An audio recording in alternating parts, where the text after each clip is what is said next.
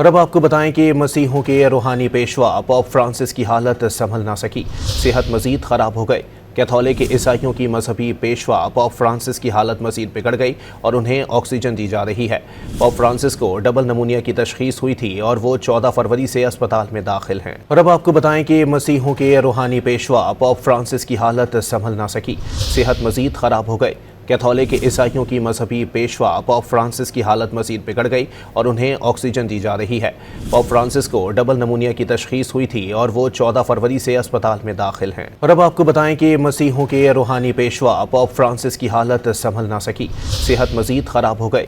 Catholic عیسائیوں کی مذہبی پیشوا پوپ فرانسس کی حالت مزید بگڑ گئی اور انہیں آکسیجن دی جا رہی ہے۔